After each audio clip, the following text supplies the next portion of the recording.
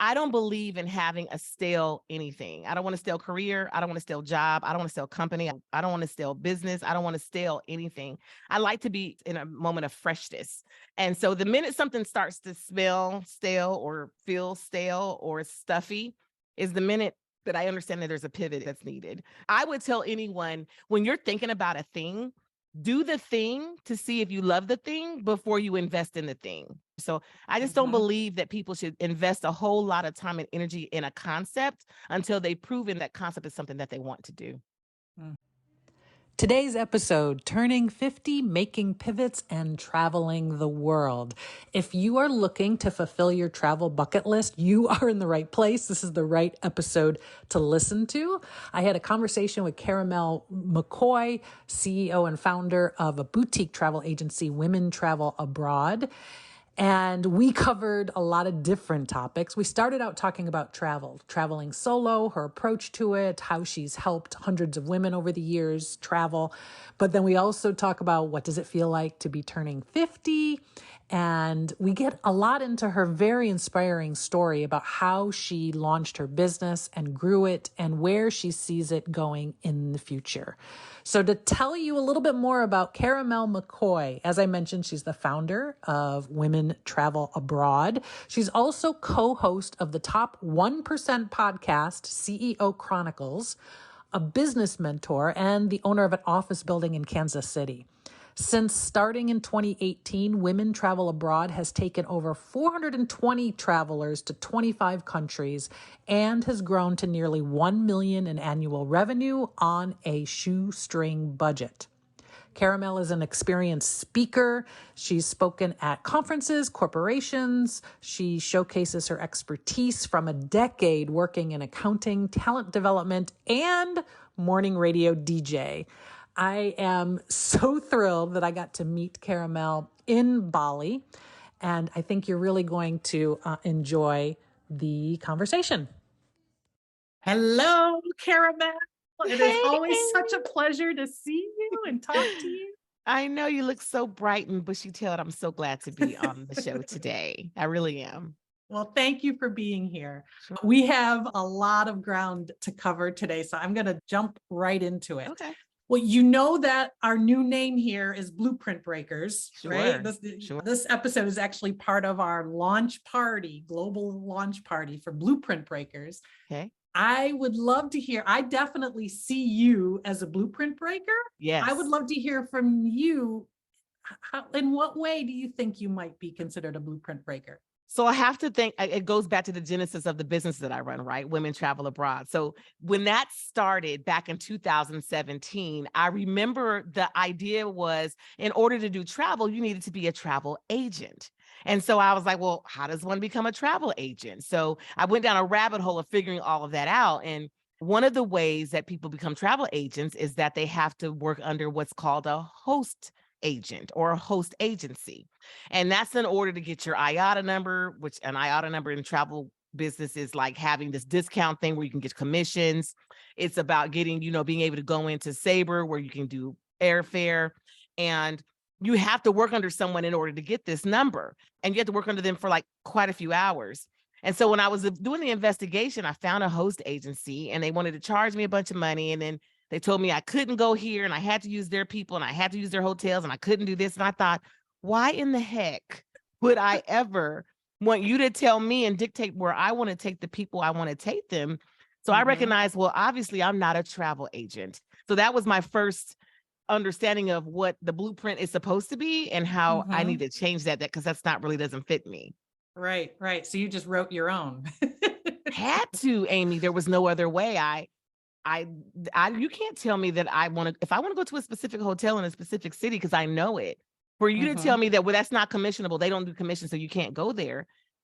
I couldn't understand why that would be like, well, I just don't need commissions then. I'll figure another way out, Right. Yeah. Well, and when I heard about your business and what you do, it definitely struck a chord with me because I love to travel and I know a lot of my audience loves to travel. And I also I talk to a lot of women who wish they could travel more. Yeah. There's a lot that gets in the way. Either usually it's they don't have anybody to go with is Sure. one of the number one things. Either their partner doesn't have the interest, or they don't have a partner, or finding the right friends to travel Sure. with. So I'd love to hear a little bit about that, like in terms of that's exactly what you do and how you serve. You So know talk to what? us about travel for women. I listen, Amy, there was a pain point out there for women of a certain age, and that's what I call them, right? Mhm. We service at Women Travel Abroad, women of a certain age. And what that means is it's women who are professionals who have worked quite a while. They've got, they're empty nesters, they may have a partner, they may not.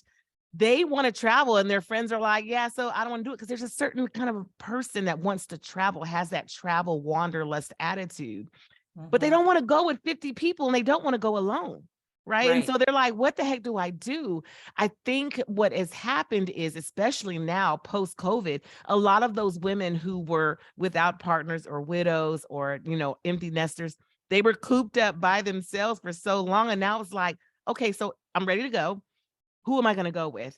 And so that's kind of how we filled in the gap for them. They have a fantastic time when we're with other ladies who are in this kind of the same boat as they are. There's Mhm. something to be said about not having to drag around somebody who doesn't really want to have that same experience. You know what I mean? Right. Right. What kind of places have you gone with your groups? So it's worldwide. We typically take people to places that our host and host assistant have been to before. We don't believe in the blind leading the blind, right? So Mhm. I don't want to have my host taking you somewhere they have no idea of where they're going and where they're at. The idea is that you will be comfortable that knowing that your host will have been to that location and kind of can steer you in the right direction on any of the things that you want to do. Now, that's not to say that we don't hire local guides on the ground who are from the location, because we believe in that as well. I believe that tourism really needs to give back in a way that really caters to the people who are in those countries. So, shucks, we've been to places like, all over Europe, of course, Jordan, Egypt, in Africa. We've gone up to Iceland. We've gone to South America. We're expanding that from Central and South America. Now we're moving over into Asia, since we're kind of post COVID, maybe sort of kind of, and can Okay. really, yeah, it would put a damper in the Asian countries, but they're starting to open up and be a little bit better about letting Mhm. tourists in now. Right. Well, and you have a very unique approach to it, because I know back when I started traveling, Mhm. which I turned 40 before I had ever ventured out of the country. And I Yeah, decided that I was going to like change that fast. yeah, So I looked for groups, and I looked for women travel groups, but they sure. were like what you described. They were large groups. Yeah, And so I'm lucky now that I've cultivated friends. So I go with smaller, like sort of middle sized groups and stuff. sure, But you have a really interesting approach to make sure that they're comfortable, that they're a right fit, that it's sure. the right trip. So talk to me about how you do that, because I've never seen another travel group approach it like that. So I'll tell you this. One, what you said, I think, to your point about what makes people comfortable. That's kind Mhm. of our story. We have travelers who've never been out of the country before. As a matter of fact, my most avid traveler, we call her, well, her name is Julie, and she's been on 7 WTA trips so far. And she continues to come back, and the reason why is because she felt like she had her hand held in the time where she didn't know what to do when going out of the country. And so our approach is one of those where you've got to come to a call and meet the other ladies who you could potentially be traveling with, so you can get a feel for our group and see the faces. I think there's something to be said about not ever having any complaints on with our business model, because Wow. they come in knowing, okay, these women look like me, they talk like me, they are in the same type of professions as me, as a professional woman, and they want the same thing that I want. They don't want it. We're not schlepping our luggage around from hotel to hotel. We're not on a bus from 7 to 12 trying to figure out what the heck, flying through the city. We call it experiential travel. So before anyone can ever spend money with us, they've got to come to that call. They either have to call our leadership team, they either have to come on we have a Saturday call and a Wednesday call. And Mhm. that way they get to ask the questions before they ever spend money. I know one of my customers said, do you ever give money back if someone gives you money and they haven't come to a call? I said, absolutely, all the time. If you can't follow the simple direction of before you send us money, calling us, because the worst thing I hate having to give refunds. I hate it. I hate doing extra paperwork. So to me, know before you buy, and then there's never an issue. And that's how we've been able to be successful and not have complaints and people who are upset and didn't know what they were getting into, because you kind of know up front. Yeah. Do you have a favorite location to travel to? Oh, girl, I was Moroccan in another life. Yeah. Everyone who comes in contact with me knows that Morocco is my favorite place on earth. Yeah. I go there every year to get re-energized. The smells, the sights, the food, the hammam, the spirituality, you can go to the ocean, to the coast, you can go to the mountains and the Atlas, you can be in the desert. It's all in the same trip. That to me, it's where it breathes life into me. And my husband, I remember when I first decided to go, he was like, you're gonna hate it there, it's gonna be awful. And I got there, I was like, I love it. So I've been going every year since. Yeah. Right. So if you're talking to a woman who either, maybe she hasn't traveled that much or not at all, or maybe she has, I don't know, but she's looking for community, she's looking for companionship to travel, and she's looking for ways to do it. Like, what should she look for? What should she make sure that she look for when she's doing that? So be comfortable and confident in the idea of what kind of pace that you're wanting to travel in. I will tell you that women of a certain age, I found, do not want to be on the go 24/7 on vacation. Yes. They really want to be in the space. People watch a little bit, have a cup of coffee and people watch at the cafe. They want to have real dinner, not the dinner where it's in the English menu, but the dinner where it's out. I always make fun of the, Venetian dinner where we're not at the Rialto Bridge having dinner. We're out in one of the little smaller canal restaurants where you probably have a bistro with like maybe, 6 or 7 tables inside. But that fish came from the Aegean Sea literally that morning to be prepared for you that evening. So that's who looks for us. We look for private tours. We go to places that are kind of more off the beaten path. And I really mean experiential. It's not like when you were in your 20s and you got your backpack and you're headed out and you don't care about a hostel and schlepping luggage. It's not the way we're going to do it, So if you're that, it leans a little luxury. But I say it leans more experiential more than anything, and then I think the biggest thing for people of a certain age, women of a certain age, single occupancy. You're like smiling cheek to cheek. So yeah, okay. Because I want to hang out with the chicks all day. I want to have a blast with you. But when I go back to my room, I don't want to share. I want to decompress and kind of take in the day and think about and process all that I've seen and done that day and be ready for the next day. I don't want to have to tiptoe. I don't want to have to share my bathroom. I don't want to have to, if I want to be up because I'm a night out all night, I want to do that without having to make anyone else inconvenient. So I think if there was anything that was the biggest factor on why we're successful, it's the single occupancy. So do you do Airbnb type places, hotels, both? Like what, That's a good question. To accommodate the single occupancy piece? We are boutique, so it depends on the country. So for example, in Morocco, when we go, I stay in the Medina, in the walled city, traditional, right outside the souk, and we stay in a riad. And it's our riad. So when they come to the Morocco and they come to the riad, they're like, oh my goodness, it's like our home. It's your home away from home. And it's private. So we've rented out the whole riad to where it's just going to be us. And you got to remember, we're only traveling with 6 travelers, the most 8 at any given time. So at that point, we're really, really small. We have a small bus that we're on, like a little van, instead of us having to be on that big 50-person, 55-person. We don't follow the buses. So we do boutique hotels. I like to be in the city center and places that we need to be in the city center. But I also, in Germany, we're going to go to places that are kind of less luxury and more what I call German charm, where they've got the key that's on this big old tassel, like, you've seen back in the day. So more like authentic, like more like authentic local experiences. 100%. Yeah. I just believe that Next week or a couple of weeks, they're headed to do the El Camino. Are you familiar with the El Camino through Portugal, Spain, and Oh, France? It's like a sabbatical walk. If you've ever read The Alchemist, that was where he went that on that walk, like a quest. And they're going to do the Arzoa to Compostela, Santiago Compostela walk. And so it's 24 kilometers, so 13 miles a day. They're going to walk for over 2 days. Our luggage is going to be shipped to the next hotel because, again, we're not schlepping luggage, right? A little bit more luxurious, but it's still in the opportunity to kind of be in your space and take the sights in. But in those places, you're going to have a small boutique hotel. We're not going to be able to stay in like the luxurious, what you would consider, in a small little city like Arzoa. It's just too small to do that, right? So it just depends on the city, how we make our choices for our accommodations. That makes sense. Do you ever attract solo travelers? Like, because I'm thinking, just from the trip that you and I met on in Bali, I had part of it was on my own, and then I met up with our group, which was a great small group. And when I venture out on my own, sometimes I think about, oh, I'd love to meet up with a group. I'd love to join up with a group. Does that ever happen? Do you have women that go on your trips and then go off to somewhere else? Or are you doing the whole tour together? How does that work? Great question. So I've had travelers who add time on the front end of the trip or the back end of the trip.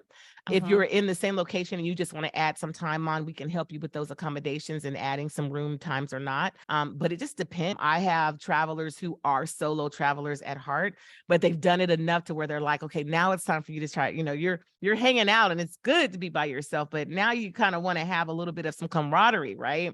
You want to have, you want to drink wine and talk about what you just saw and experienced. So we have those type of travelers. I think that attracting a solo traveler, the reason why they do that is because they're longing for a little bit of some companionship while they're out there experiencing whatever that is. But then in terms of, adding on and doing another trip off the back of that, absolutely. I've got a young lady who always is somewhere before she comes on a WTA trip. She's, if we're going to be in Jordan, she's going to be in Turkey on the beginning. And if we're going to be in Egypt, she's going to be in Lebanon. So she always tacks on a little extra time. And that's because she says, while I'm out here, I need to be out here. So I want to take as much time as possible. That's great. I love that. All right. I've got one more travel question, and then I got to go into some other areas. Sure. So as I know, for somebody who wants to start traveling more and more, especially since I took a pause for about 2 years, of not traveling, I'm trying to learn about like the perks and the tips and all of that kind of stuff. Do you help people with that? Like, how to, what's the best credit cards? Do you like how to rack up your points, how to get the best travel deals, like that kind of thing?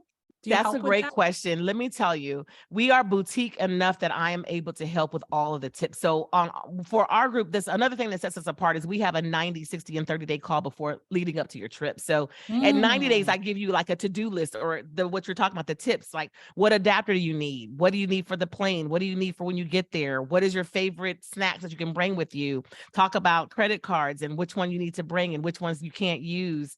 I'm a big fan of the Points Guy. I don't know if you know about him, the pointsguy.com. Like I'm a huge fan. I've been watching him since the beginning. I remember before he was the biggest thing, right? And because he's amazing in what he does and give you all of the things that are happening in the moment for travel as well. We also talk about travel insurance and what that means and why. I do a packing call because, girl, some of these chicks come to these places and they're like 3 luggages, one just for their shoes. And I'm like, girl, team carry-on. I need to convert you. You are a pro. I saw the size of your bag and how much you got into it. Right. My God. That alone is a class, a master class. It is. And I share those tips with our travelers because I do want them to be helpful. I want to be helpful. We don't include airfare, but I include helping you find your airfare should you need it. Some of our ladies who've never bought an international trip, they're like, I don't know what this means. And, no less if it's going to be not just a round trip, but a multi-city where you're flying into Zagreb, but you're leaving out of Dubrovnik. How does that even work? Is that a such thing? So we do help with that when our traveler asks us for it. But what we also know is women of a certain age, there are times when they want to be self-sufficient or are. And so I don't ever want to be intrusive on that. One Mm-hmm. of the big ones I could tell you was insurance. People say you're supposed to make them get insurance. You have them make them show you proof, and I'm like, that's not my judge.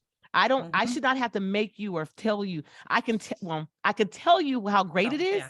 but Yeah. to make you get it, to me seems, it is counterintuitive, because at the end Right. of the day, the risk that you can take with a big purchase, such as a pretty substantial amount that you're dropping on a trip that you're going to take out of the Right. country. So we absolutely want to help with those on those calls. We talk about that on our Saturday call. We have conversation about travel tips and things. So absolutely. Cool.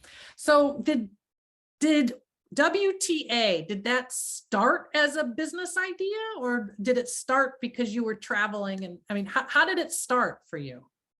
So to be quite honest, when I started WTA, my husband was deploying to Qatar for a year, and we were Mm, leaving. It was after being stationed in Germany for 4 years. I'd been traveling with my family. People had been coming for years, coming, and I've been showing them all the places. And I was like, I don't need to look for it. I got RFP, a reduction in force, right? Or RIF, a reduction in force from a mm-hmm. job that I was. I loved it. I was a trainer. And I was like, what the heck am I going to do? And so I was like, I wonder if I can get some chicks to go with me overseas. And so I started a meetup group, and I made a flyer and met him at a Chick-fil-A. And next thing I know, we're headed to Amsterdam and Paris. And while I thought we had something off the first trip, I only planned the first one because I thought, what if I don't like this? Like, what if I don't like taking chicks overseas? Like, what if this sucks? But it didn't suck. So I decided to start doing the research surrounding what a travel business is, which is why I went to that host agency and started finding out what Mhm. that meant. And I just decided, okay, there's not really anything that exists that looks like me, like this business that I'm trying to build. So I guess I need to start from ground zero and started building it. And what year was that? That was in 2017. Yeah. Nice. So here we are 6, 7 years We're going to be 6 later. years. Yeah, we're going to You're be 6 doing years. multiple trips, many trips a year. You've got hosts. Yeah, Oh, I think we started with just me and my partner at the time. And it ended up being a lot of work for her, and she just wasn't able to keep up. So she left the business. Then I couldn't do it by myself. So I started having assistants. And I was using college students at the time, where I mhm. would, say, hey, any college students want to get out there, pay your airfare and I'll take you around the world. You could be my assistant. And that worked out very well for me in the beginning. And then I was like, shucks, I need to get more people in our pipeline to be hosts. I did that. So we grew it from like the first year. I remember that she left the first year, we split like $235. That was like, we That was your paid all the, profit. yeah, that was it. At We least paid there all was profit. it was. We paid all the bills that year, but at that point, I didn't know what it was worth. I didn't know what the trip was worth. I didn't know what we were like. I didn't even know what this was supposed to be. Right. Now we are, and those gross revenues that first year was like $69,000. I think we did like 4 trips. Now Mhm. we're up to 18 trips. We're at about $575,000. And next year we're Nice. on target to $750,000. And it's Nice. basically just me and a couple of chicks and some hosts who love WTA, who were former travelers, a lot of them, and are Mhm. like, I'm ready to make this thing go. So that's Yeah. kind of how it went. Yeah. Awesome. Were there times in the early days where you were thinking, oh, I need to go back and get a job? I Was did that get a ever a job. thought? Oh, you did. I Okay. did. So 2020, I had Mhm. I looked for a job. Mhm. I got a job, a corporate job. I Mhm. went back because we were trying to buy a house, and the year previously we didn't make any money because of COVID. Um, Yeah. and we were planning on buying the house in 21. And so in Mhm. order for you to buy a house, you got to have some income. Mhm. And I knew that was the case. So I took a job while working WTA, going on 18 trips. I don't know how I Wow. was able to do it. Like, Yeah. it's crazy. I don't I was rocking it, girl. And I told my husband, I'm gonna do this for this year to help us Mhm. get into this house, because you have to look good on paper. People Yeah. miss Right. that. Like, a business is great, but if you're not looking good on paper, it will not help you to get the thing. And so that job is what helps secure that thing, and which is the Nice. house that he wanted to have. So that's kind of, Yeah. yeah, I worked, and then I quit after we got the house. Make the first mortgage payment and then turn in your resignation. That was that, girl. Once they got me in the house, honey, I lasted a little while. So we bought the house in October. I lasted until April of the next year. So I did do a few more months, but that was because I ran out of PTO by that time. I was like, okay, so they was like, either go WTA or stay at the job. I was like, okay, so I'll see y'all later. Right. So that's very impressive that you've been able to build this and ramp it and keep it going while you had that going on as well. Yeah. So that's awesome. A lot of women in our age range are often faced with like wanting to make a shift, a pivot, a big change in their life, shake things up. And I know you've done that multiple times. You're working on that now. Yeah. Talk to me about that. Your thoughts around reinvention and going in new directions. I kind of feel like our illustrious leader when we were in Bali said, I think about what Glow said, that she's been reinventing herself the entire time. That's pretty much what I've done. Here's the reason why. I don't believe in having a stale anything. I don't want to stale career. I don't want to stale job. I don't want to stale company. I don't want to stale business. I don't want to stale anything. I like to be in a moment of freshness.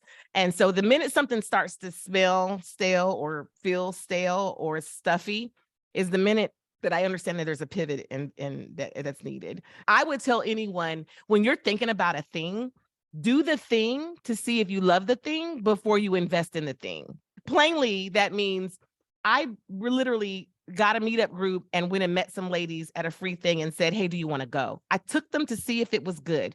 What if I got there and it wasn't good? I didn't invest in an office or a business license or all of the extra things before I actually knew that this is what I wanted to do and invest a lot of time and effort and energy in it.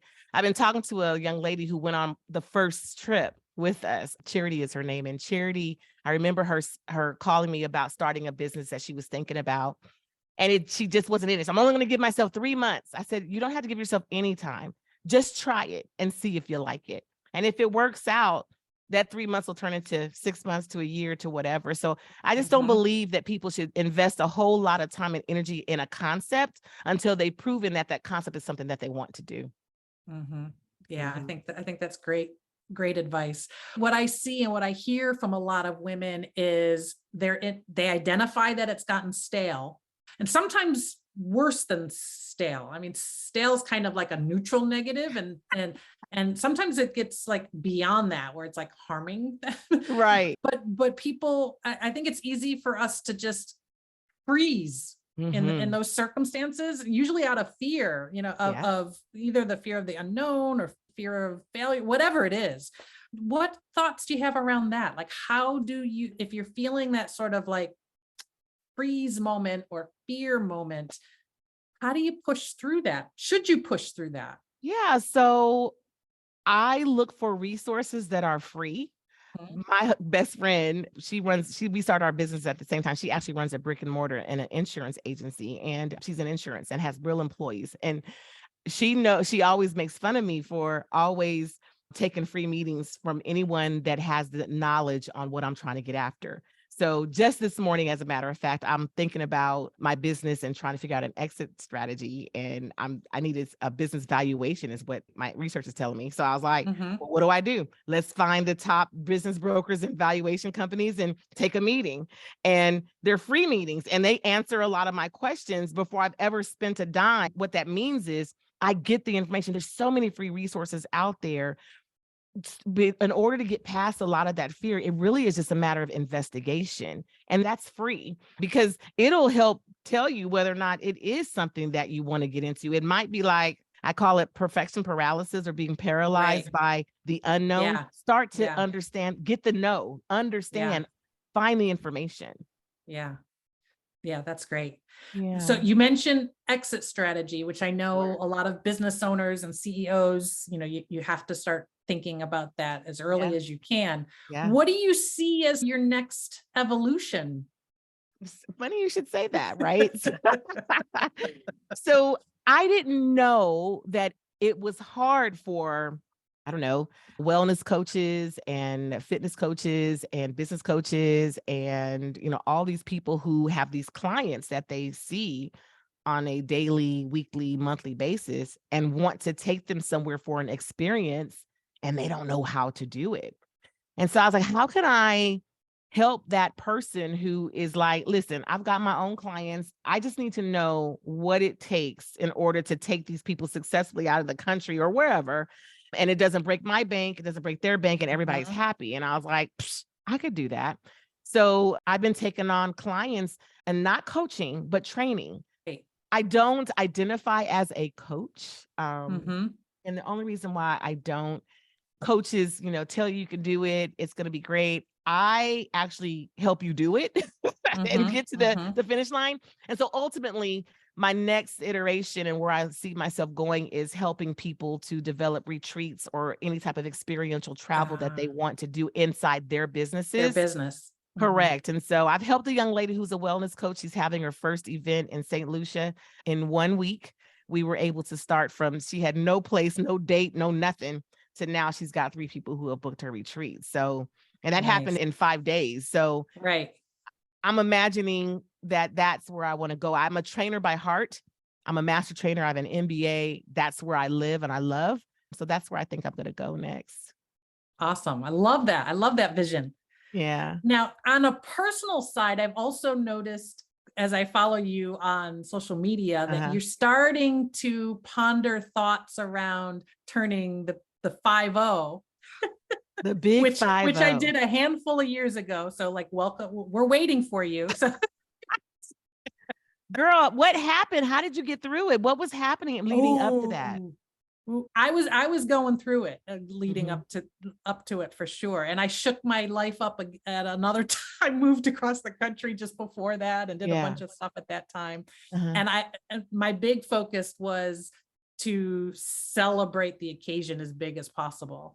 So I planned a big celebration with some of my girlfriends from all around the country and had a really big celebration. But there was a lot of emotion going on behind the scenes. I mean, I'd love to hear, like, what have you been thinking about? What are you wondering about? So, a lot of the friends that I have that are in my age group, my peer group, are talking about grandchildren. And I'm like, I don't want any. I don't. And that, pisses people off that I say that out loud. And I thought, why does that make people so upset? I don't want to hold anybody's baby. They send me pictures of theirs and I'm like, I don't know what they want me to tell. Isn't she so cute? Like, wait, are your kids old enough to, are they approaching that? I've got a 28-year-old who, right. I've got you may not have a say in it. Listen, I'm like, hey, y'all, stop, wait a little while. You have time. Like, and not anything bad about being a parent. I'm just thinking about me as a grandparent and how I am as a parent. Anyway, I'm not faring well with that whole idea of being a grandparent. The other thing is, shucks, I'm pondering, like, my father, he just went through a total hip replacement.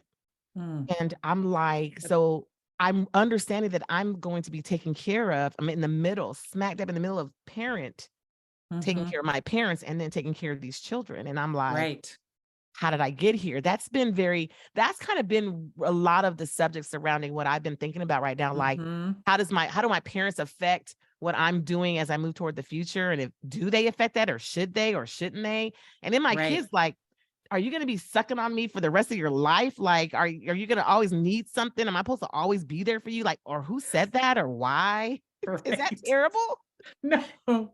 I think it's normal. And I appreciate that you say the thoughts out loud. That's one thing I don't have a problem doing. It's human. Yeah. And we did a couple episodes on that because we're at that age, we're taking care of parents and becoming empty nesters, or been empty nesters for a while. And those of us that are single have a different set of challenges with the whole caregiving questions. But it's definitely a new phase of life to move into, for sure. Yeah. I'm going to go into it lovingly. Like, I had a big bash when I turned 40. It was called Morocco in the ATL. And I invited all my friends and family from all over the country. We had a funky good time. And then I was thinking, am I going to do something for 50? I don't want to do anything for 50. Like, I feel like, just don't bother me. Like, Yeah. I feel like even right now in this, like my mom's like, oh, you're going to have a party. I'm like, I think I'm okay Yeah. not having anybody around me. As a matter of fact, I think I want to go somewhere and just kind of be at that Mm-hmm. moment, you know, Yeah. like I don't need to bring it in with a bunch of fanfare. Yeah. You might want to just go quiet, just be sort of Yeah. still in the moment. Yeah. Yeah. That's what I've been thinking about. So I don't know. For those of my sisters who have gone on past that half a century, which is, man, Mm-hmm. that's Mm-hmm. a heck of a concept. But what I found and what a lot of my friends that are once you kind of get past that, so for some reason the 5-0 is a big Mhm. sticker, but then Mhm. once you get over that, it's like nothing. And it actually can be a freeing decade as well. I'll tell you what my best friend said. So Shell said that at 48, 49, and people are like, oh, so you say you're 49, like, oh, okay. But she said once she turned, she's like, yeah, I'm 51. 51, girl, where are you 50? You look good. She said that's gonna happen. I was like, oh, so I have to wait until Oh I yeah, turn 50 before they're someone gonna says be I like, look good for what? my age. Is that Yes. right? So I'm waiting for Yes. that. I want that to be my thing. Like when the next thing happens, like, oh, 50, girl, please. You look like no way you could be 50. I'm waiting for that moment. Yeah. Well, that'll be a fun moment. Yeah. Yeah. Sure. Yeah. But the whole perimenopause, menopause thing, that kind of puts a little damper on the whole situation too. You know, I went early. So I've been Oh, menopausal since 40. oh And so man. I went Okay. So super you got early. that. So you've got it. You've walked that walk. I have. And let me tell you, if I could do it all over again, I would do it the same way I did it. And not that I had anything to do with it, Uh-huh. Uh-huh. but I'm grateful for not having to deal with any of those issues. I haven't had Yeah. much hormonal. I've learned to listen to my body in my 40s. I've learned to do some Yes. homeopathic type stuff and some natural type Yes. remedies. I did not let Yes. them cut on me or cut anything out of me or do any of those things or put me on a bunch of medication. I just had to figure it out through diet and exercise and all of that, which, is to my mother's detriment because she thinks I am super not going to the doctor enough. And I'm like, Ma, do you and I'll do me. But that's kind of how it's been. Yeah. Yeah. Well, you know your body best. And I think you're right about just like listen to your body. Now, I will say though, if you do become a grandma someday, Mhm. I want to have a conversation with you then and maybe play back that. Because I think you're gonna love it I don't know, maybe that's presumptuous of me, but most people say that they enjoyed grandparenthood more than parenthood that I know because it has like all the fun and none of the responsibility. So I've who heard people knows? say that. That could be cool. You never know. Listen, there are not many things that I've ever said in life that I said it was going to be a thing and it wasn't a thing. Like I'm true to, if I'm not anything, I'm true to myself about all of that, Okay. right? And so Okay. to your point, there may be a time that I'll look at the baby and say, "Huh, yeah, I see that baby." But I cannot, or I can guarantee that that baby will not be a mainstay in my house, okay? They can come and visit just like their parents can, but then they have to go back Yes. home. Yeah. Okay. So, or All right. I'll That's visit them at their fair. house. Yeah, even better. That's Yeah. fair. Well, thank you. It's been so fun talking with you, Karamel. I'm going to make sure that we're going to put information about WTA in the Sure. show notes so they can find you. Also, so that they can find your podcast. Your podcast, CEO Chronicles, is Yeah. awesome. Thank you. So for anyone venturing into their own business or have been in their own business, it's a great, great resource.